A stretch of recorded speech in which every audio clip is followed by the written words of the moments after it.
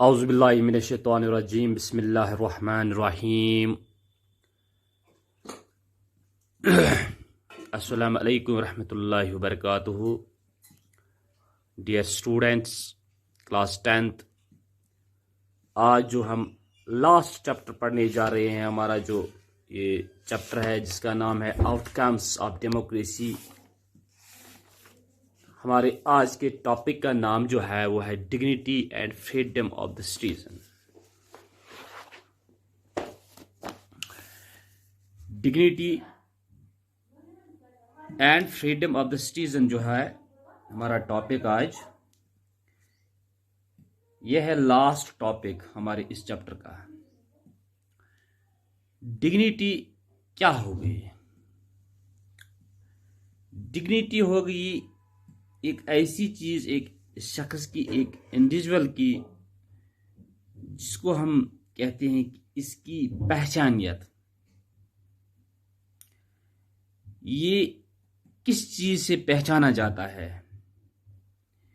एक इंसान जो बाकी जानदार चीजों की तरह समाज में होता है, इसकी पहचान इसके किन चीजों से हम अक्स करते हैं। तो एक इंसान के साथ कौन से रवैये होने चाहिए? चाहे ये इंसान, जिस तरह मैंने कल भी बताया आपको कि इसके जो एक इंसान समाज में रहता है, जो इसका इकोनॉमिक स्टेटस होता है, चाहे वो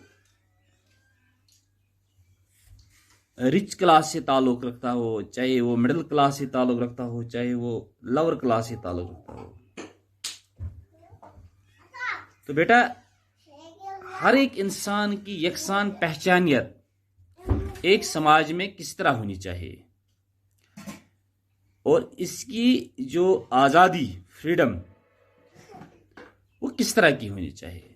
तो डेमोक्रेसी के हवाले से, जमहूरियत के एतबार से हमें ये चीज देखना है कि एक इंसान की डिग्निटी, पहचानियत और उसकी आज़ादी किस तरह होनी चाहिए। Democracy stands much superior to any other form of government in promoting dignity and freedom of the individual. As we know that in democracy set up government, the only democracy is such a government which promotes the highest level of an individual in the form of dignity and freedom. जिस तरह हम जानते हैं, जमहूरियत वाहिद वो एक superior सरकार है जो एक शख्स को डिग्निटी या फ्रीडम के एतबार से बहुत ही अच्छा मौका देता है। Every individual wants to receive respect from fellow beings. हर एक शख्स, हर एक इंसान से, हर एक फेलो से इज्जत चाहता है। Often conflicts arise among individuals because some feel that they are not treated with due respect.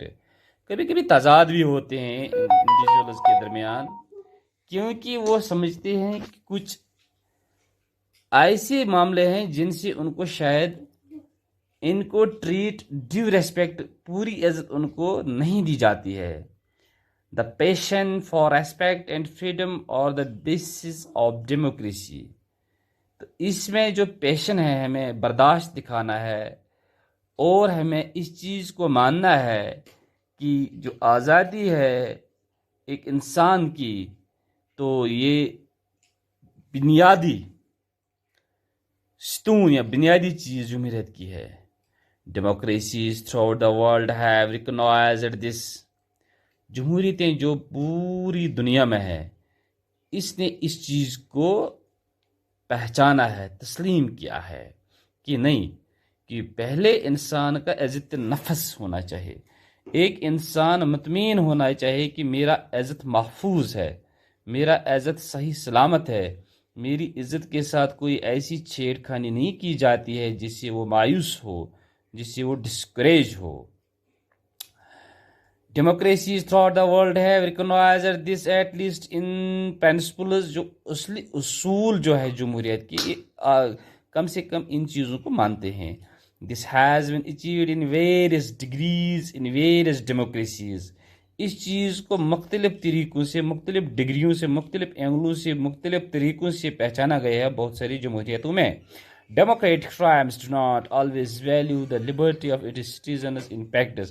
लेकिन डेमोक्रेसीज जो है ये हर एक शख्स को हमेशा लिबर्टी के एतबार से, लिबर्टी भी हो गई आज़ादी, तो लिबर्टी के एक इंसान को ऐसे आज़ाद छोड़ा जाए कि वो जो चाहे वो करे ना, इसमें किसी की, इसमें इसने अपने मतलब लोगों को इस चीज़ को प्रैक्टिस करने में कतगन रखा है इस चीज़ पर।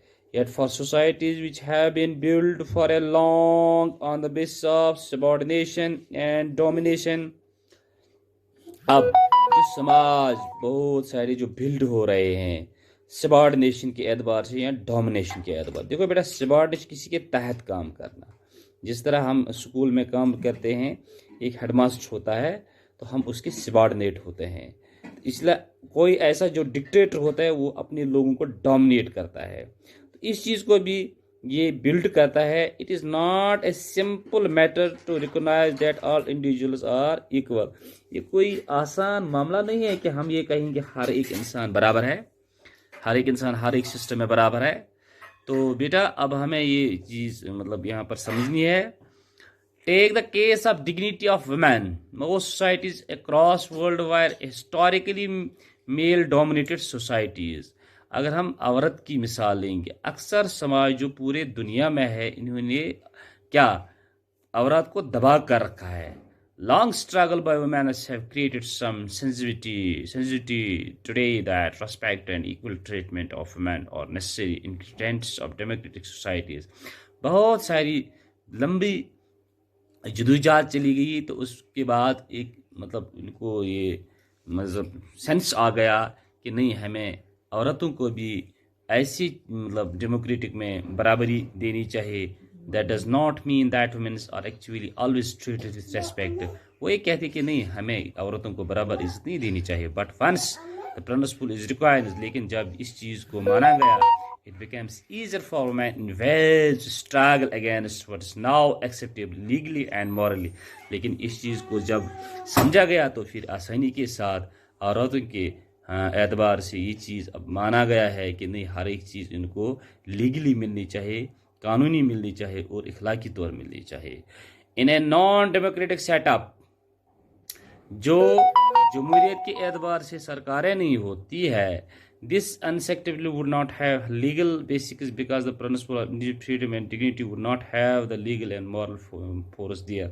जहाँ पर जमहूरियत का सेटअप गवर्नमेंट नहीं है, वहाँ पर ऐसी चीज़ों को जायज़ तरीके से नहीं माना जाता है कि इसकी औरतों की या मतलब बाकी जो इंडिविजुअल्स होती हैं इनकी डिग्निटी को माना जाए किस तरह से, जायज़ तरीके से या इखलाकी तरीके से। The same is true of caste inequalities. ये चीज़ भी हम देखते हैं कि जो कास्ट इनइक्वालिटीज़, जो जात के नाबराबरी होते हैं, वहाँ पर भी ये देखा जाता है। So this was all today's my class. Have a nice day. Thank